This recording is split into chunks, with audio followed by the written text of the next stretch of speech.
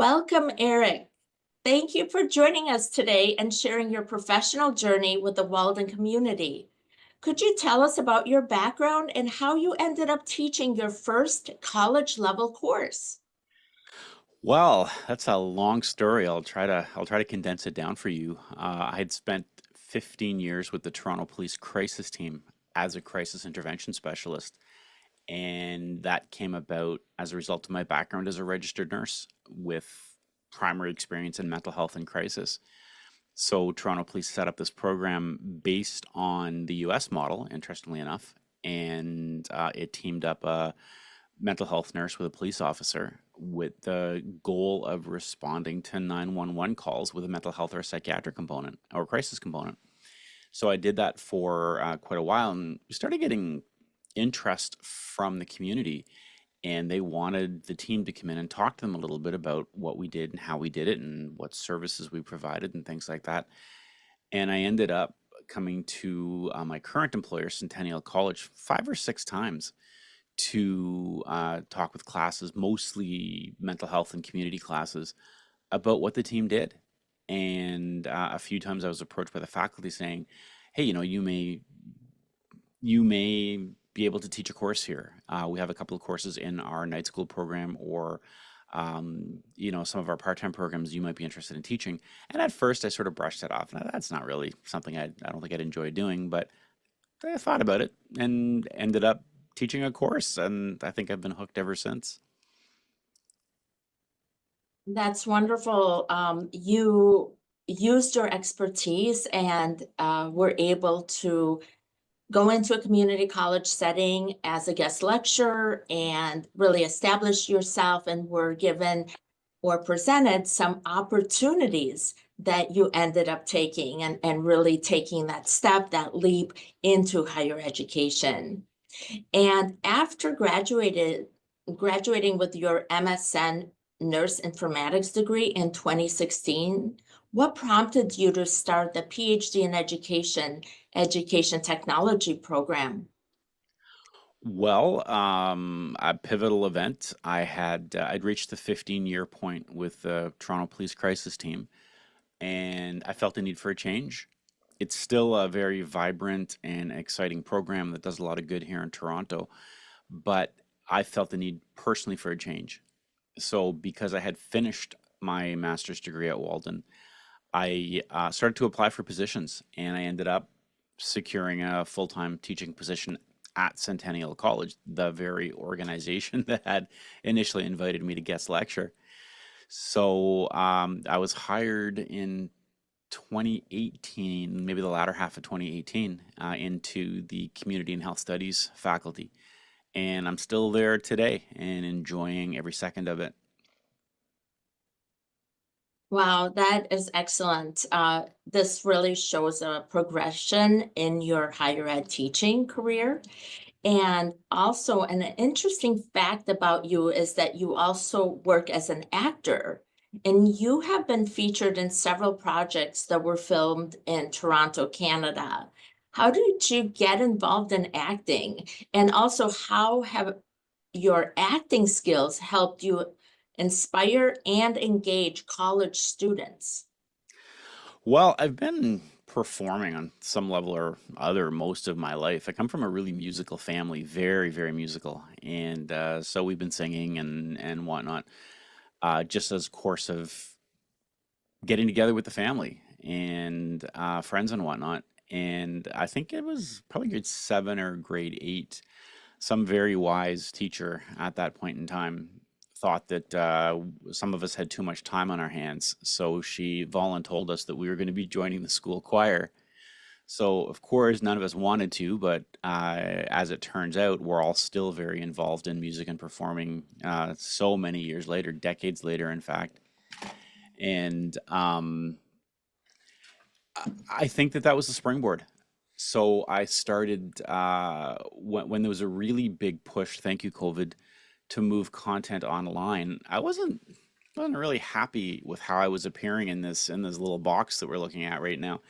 And I felt that I might have been doing things, gestures and movements and speech patterns and whatnot, that might have been distracting to students.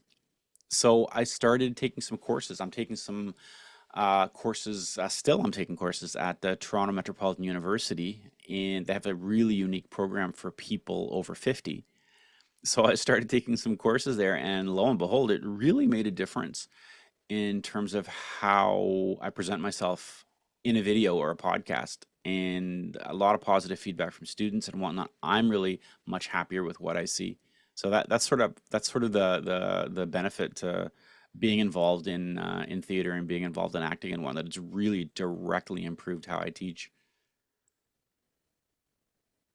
It sounds like you really merged your interests together and different aspects of your personality. Nursing, policing, mental health, higher ed, acting, all of that coming together, and also education technology. And what advice would you give to Walden students and graduates who are interested in teaching in higher education? Best advice ever is get out there and teach. Find something, approach a community college, approach a high school. Quite often they have after school programs. If you've got a hobby you really enjoy, find a way to teach somebody something about that hobby.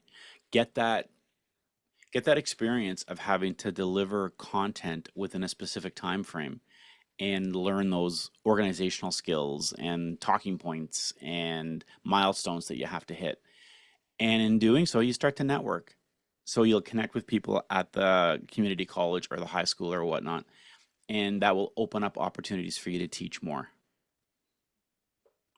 And as you continue your education, how has your experience as a Walden doctoral student helped you advance in your teaching career and make you an even better instructor?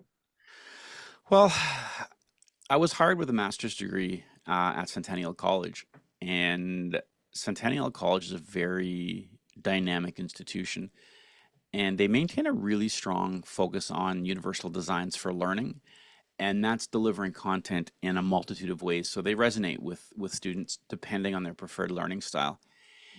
And I thought that perhaps I might have had a bit of a knowledge deficit. So I started looking around for PhD programs, and I didn't.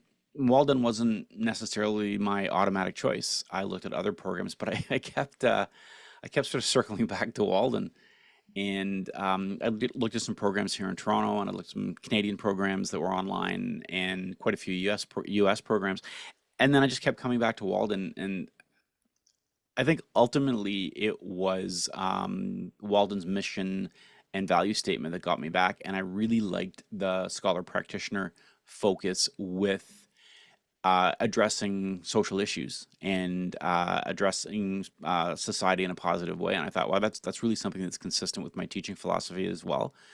So I came back to Walden, and I'm about at the halfway point now, I think, and I certainly have had no regrets. It's been an exceptionally educational program and beneficial and helpful to me. Thank you for sharing that, Eric. And it really sounds like it's important to start maybe after pursuing a master's, to start as a guest lecturer, maybe Hmm. going into a community college setting, and then advance your education and continue to use your skills that you're building in different areas and learn more, maybe go for that doctorate and prepare yourself for university level teaching. Hmm. So taking those incremental steps and using your academic and professional skills, and even integrating some of your hobbies, some of your interests, passions, and personality traits to really stand Yeah. out and make a difference. And any last thoughts to pull all of this together? Any additional advice that you would like to give? I think the only other thing that would really stand out for me that is important is to be an effective educator, you also have to be a mentor. So you need to share a lot about yourself and your own journey and your own things you've learned along the way, and share that with your students. And that resonates with them quite a bit, it would seem. If you don't share a little bit about yourself and a little bit about the things that are important to you, then there's a distance that's created. But if you can let the students in on your journey and how you got to where you are, and recognize that they are also people who are on a journey, if you can accomplish that, then you've accomplished a really excellent course and an excellent class. And those are the kind of things that students remember, and those are the kind of things that will influence students on their own road to getting to wherever they want to get. Eric, thank you for sharing your journey with us here today, for your inspiring tips and strategies to help others get their foot in the door and build a career in higher ed teaching. And Thank you so much, Dina, for the chat. It's always great to share my experiences at Walden in particular. This is a really it's a really incredible institution, and I didn't expect at any point, even before I started my master's, I didn't expect I would find a university that resonated so well with my own philosophy and my own approach to life. And it's been almost without exception, it has just been an incredible experience. you have truly served as an agent of social change through your experiences and helping others and mentoring others. And I wish you the very best as you continue to advance in your career. Thank you, Dina.